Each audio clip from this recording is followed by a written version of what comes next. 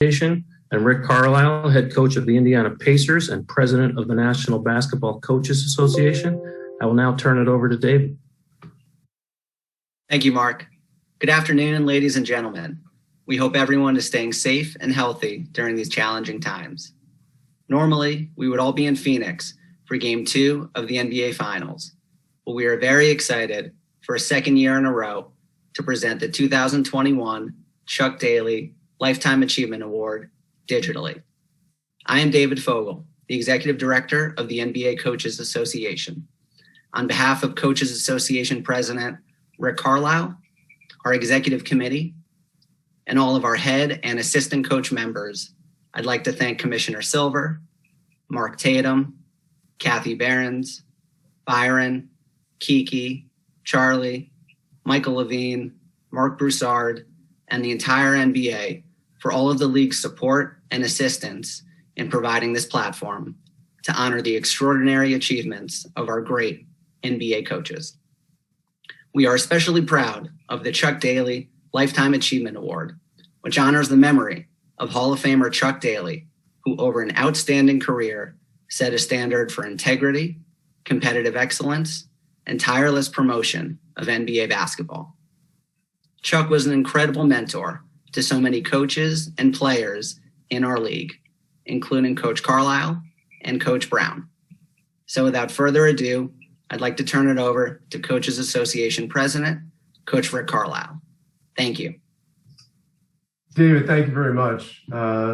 Quick note, I had a blue button-down shirt on, and I saw Larry came on with a Memphis shirt, and so I went back and got my Pacers shirt on so I could mix into with this thing a little bit better. I'd first like to recognize our selection committee for the Chuck Daly Lifetime Achievement Award, a group that's been together since 2009. Very special group of basketball men, you know, very, very diverse group, and just an amazing set of accomplishments. Billy Cunningham, Joe Dumars, Lenny Wilkins, Pat Riley, Phil Jackson, Donnie Walsh, Bernie Bickerstaff, and Greg Popovich.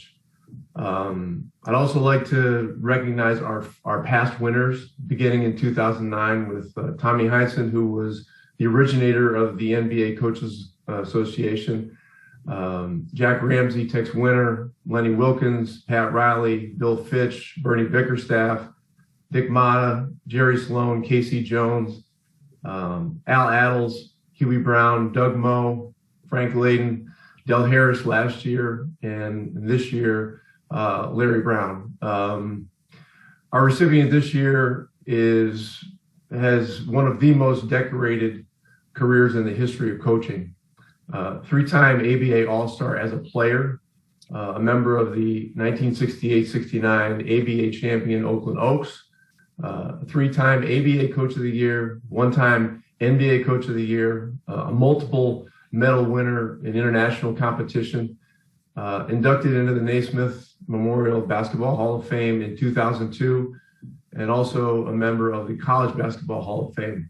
Larry is the only coach in the history of our game, to win both an NCAA title as a national champion and a world championship as an NBA coach. So he is had a very, very distinguished career.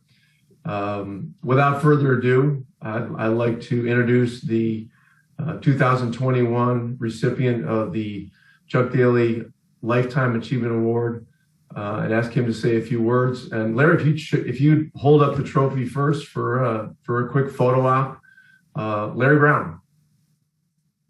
Thanks so much, Rick. I really appreciate this honor. People you mentioned that have won it in the past, you know, the people on the committee, and Rick, your leadership with the Coaches Association along with David, is amazing to me. I admired Chuck. I think a lot of us that got to coach against him not only admired his ability as a coach, but just the way he carried himself.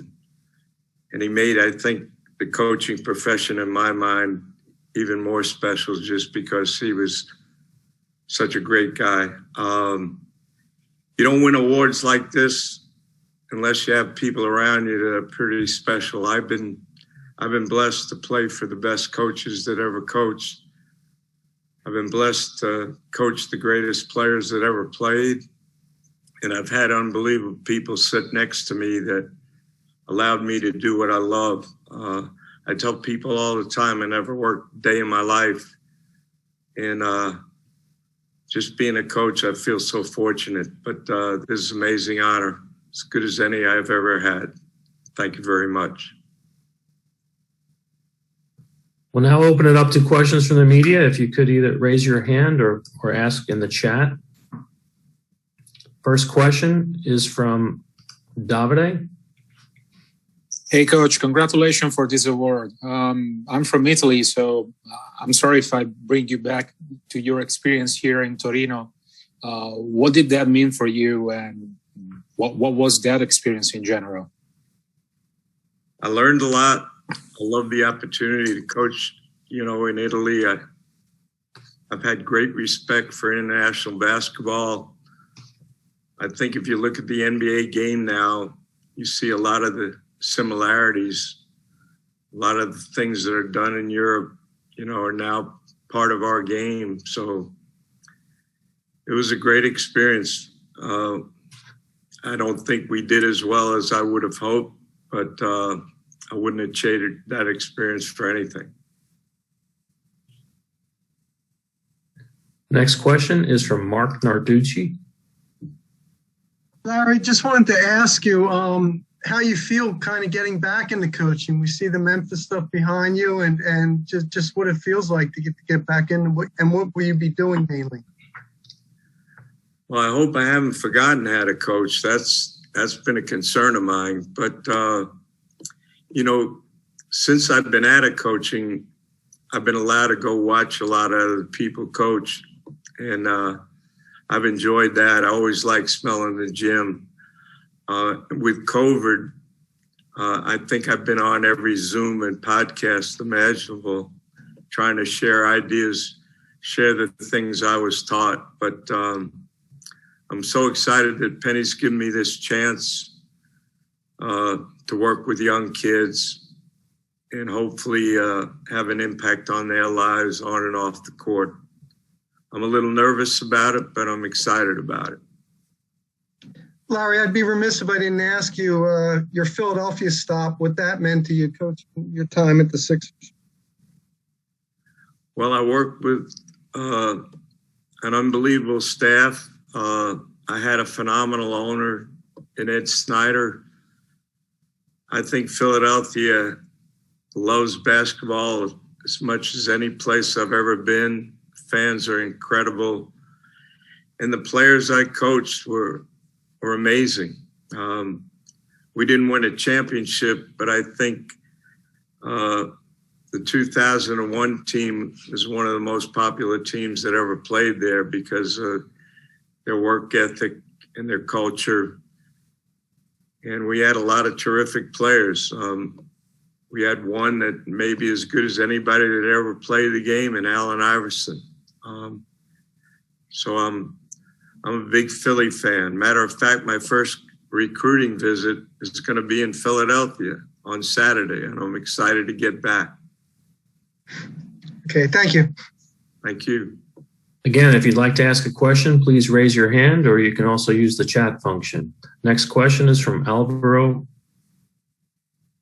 Coach, congratulations, Alvaro Martin of Ritmo NBA. In coaching, you have the satisfaction of the thrill of competing. You also have the satisfaction of molding younger lives. Not that one has to take precedence over the other, but over your career, what have you found most rewarding? At times, has it been just competing? At times, has it been molding lives? How does that work for you? Well, I think they work hand in hand, to be honest with you. I looked at my life. I lost my dad when I was young, and my brother and my mom and my coaches were really important people in my life. And right from the outset, I wanted to be a high school coach and coach basketball and football, maybe teach American history. and be like my mentors, like my coaches. Somewhere along the line, I got sidetracked. I ended up at North Carolina. I played for Frank McGuire and Dean Smith.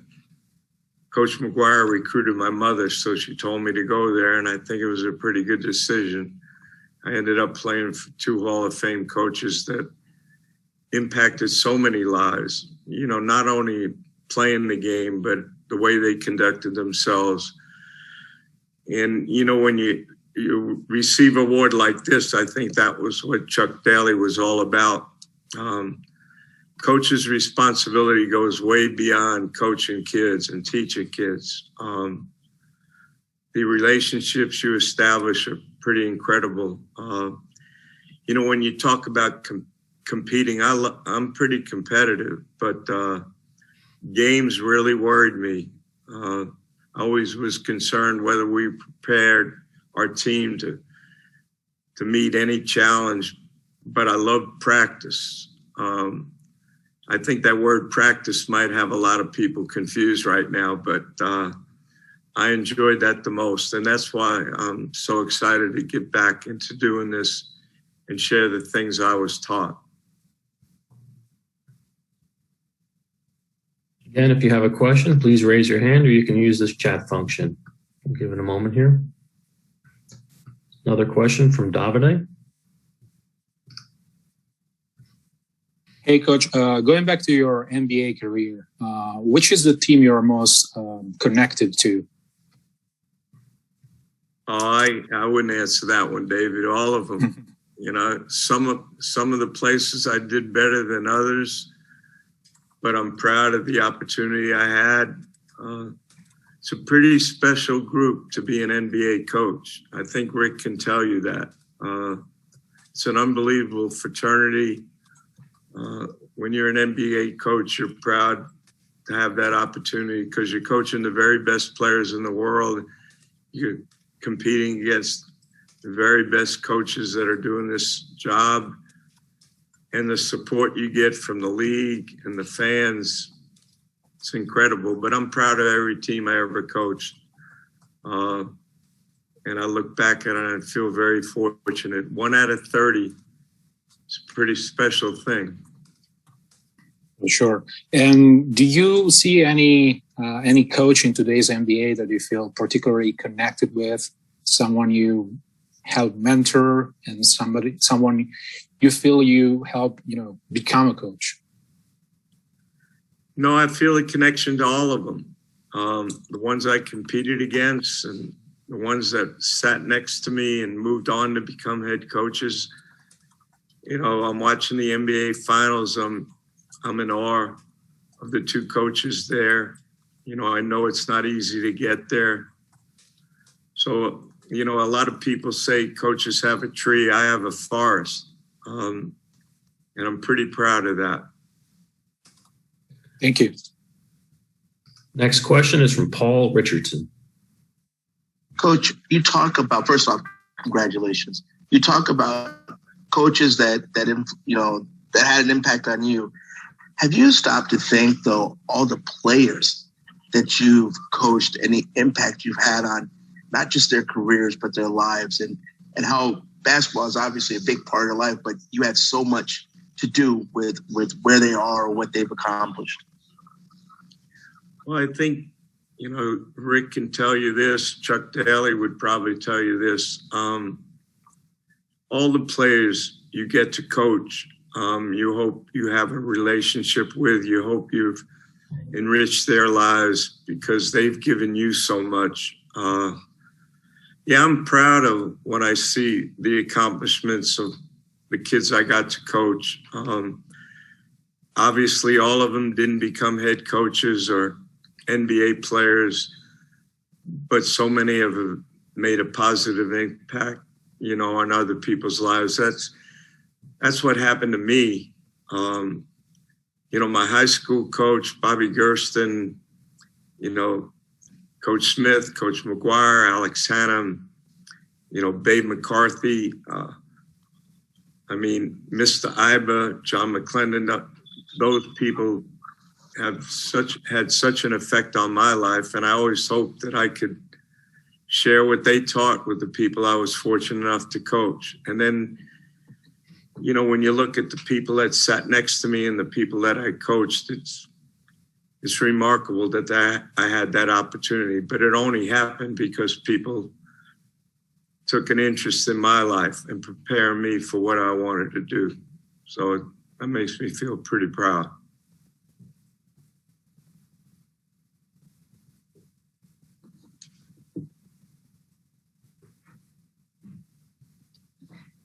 Thank you, Coach Rick, David, as well.